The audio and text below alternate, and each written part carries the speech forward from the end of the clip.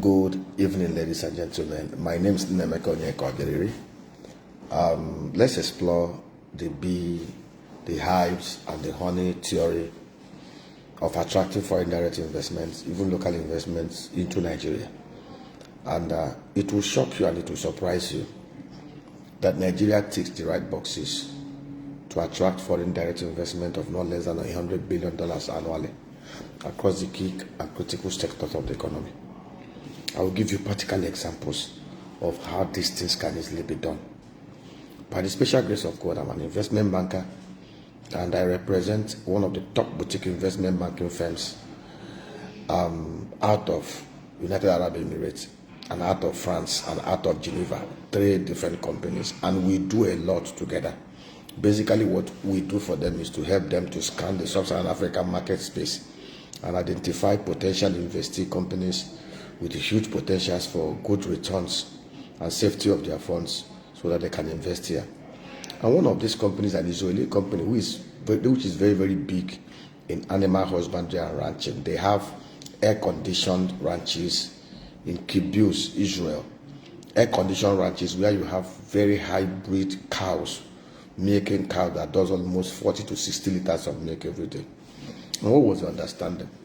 In fact, in the course of my work with these investment bankers who introduced me to them, and I told them about the opportunities in Nigeria, how they can make so much money under the missions, community diaspora, private-public partnership arrangement. I mentioned to them that in Nigeria we consume almost about 2.6 trillion naira worth of beef annually, and we do almost about $1.5 billion dairy and dairy-related imports. And so when they saw it, they were so excited. And what was the arrangement? They understand the business. They have the right species of the calf that they can bring in here. They know how to do the ranches, even the milking parlors and all the accessories. We even worked together to develop a massive, beautiful business plan on how this structure, this model can be executed. And what is the model?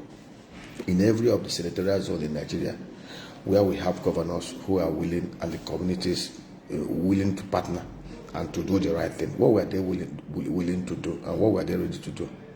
Their plan was, look at Netherlands. Netherlands has cow population of 1.6 million cows scattered across 18,260 dairy centers. They employ over 47,000 people within that sector. They have processing companies across Netherlands. Netherlands alone in 2023 did 124 billion euro worth of agro exports. In fact, they did over $11 billion euro worth of beef exports. They did over $12 billion worth of egg and the dairy exports. They did over 20 billion across the dairy value chain, milk, cheese, and all those stuff. In fact, those 1.6 million cows produce about 12 billion liters of milk annually and 800,000 tons of cheese. That's a massive sector for them. So what was the arrangement? In fact, it was through them that I did a lot of study, working with them, partnering with them. What I did was to pay the third biggest rancher in Nigeria. It's an Igbo man, the owner of G National Ranch. So I brought him in to work with them. What was the arrangement?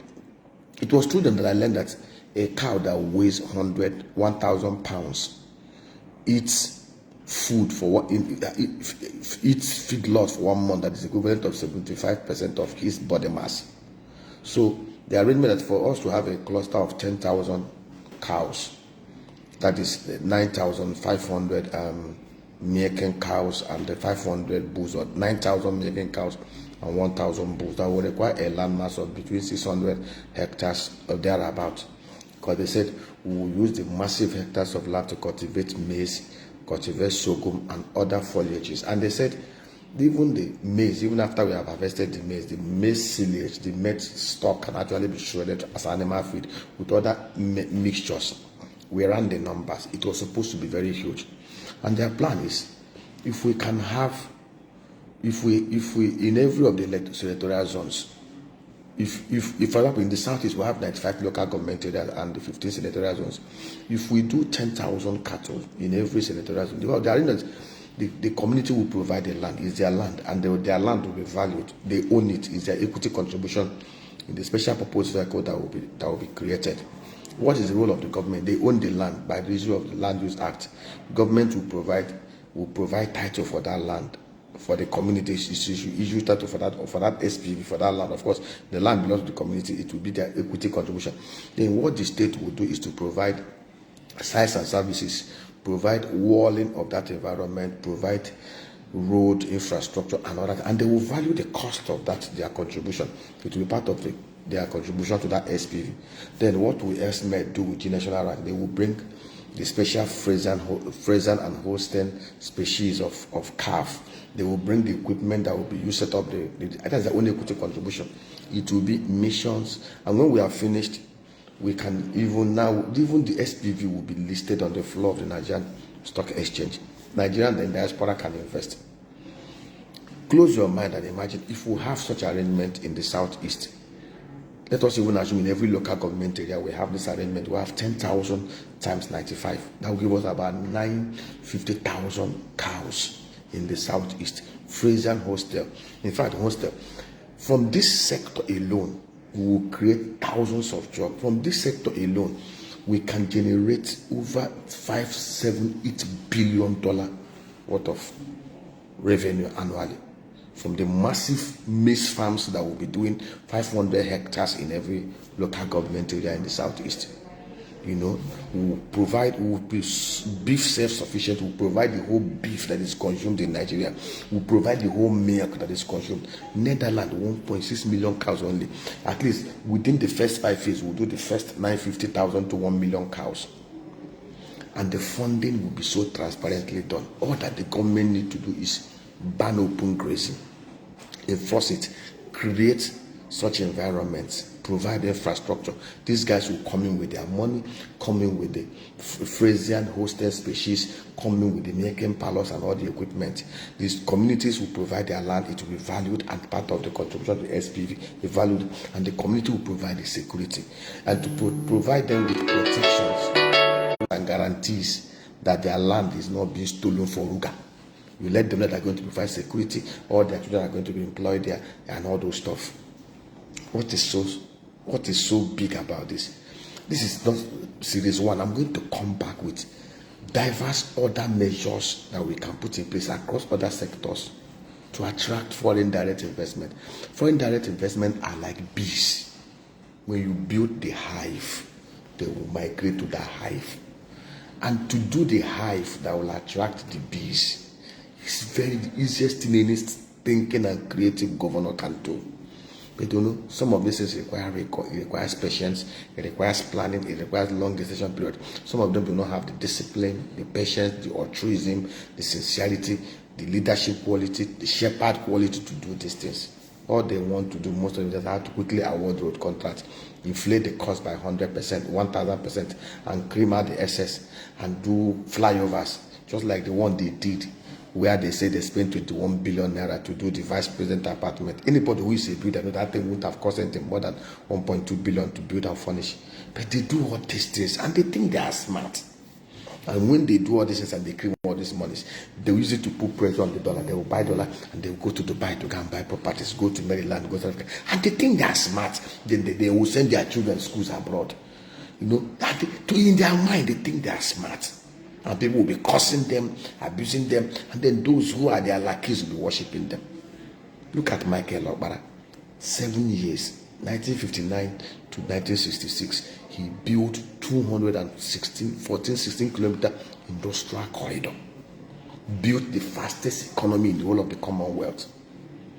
Created massive, his landmarks are still in existence. Today, if Michael Okpara's name is mentioned, people glorify God for his legacies. If Jokonde, I think Jokonde is mentioned, people glorify God for his legacies. If Desmond Mbakwe is mentioned, people glorify God for his legacies. But mention Buhari, people will abuse him, Daura Plague. Mention most of the current people now. People will either call them drunkard, call them thieves, call them whatever. Because this is who they are. How will you define your legacy? What do you want your life to be remembered for? I'm going to come back the next time to discuss about latent rubber, synthetic rubber, and how we can bring back tire manufacturing in Nigeria. Dunlop and Michelin had no business leaving Nigeria. I remember then in Imo State, talking with a guy, I brought a group that was willing to invest $200 million in Imo State to set up a factory in Naze to use the 6,000 hectares of latex rubber plantation in Ihe as one of their feedstocks to set up that thing. I approached the government and I even shared with them how that place can be utilized and even expanded to 12,000 hectares, involving the communities, where we'll have at least 12,000 youths, each of them managing 1 hectare. And then we'll take whatever they produce. $200 million investment was blown into the thin air because the governors are not thinking straight.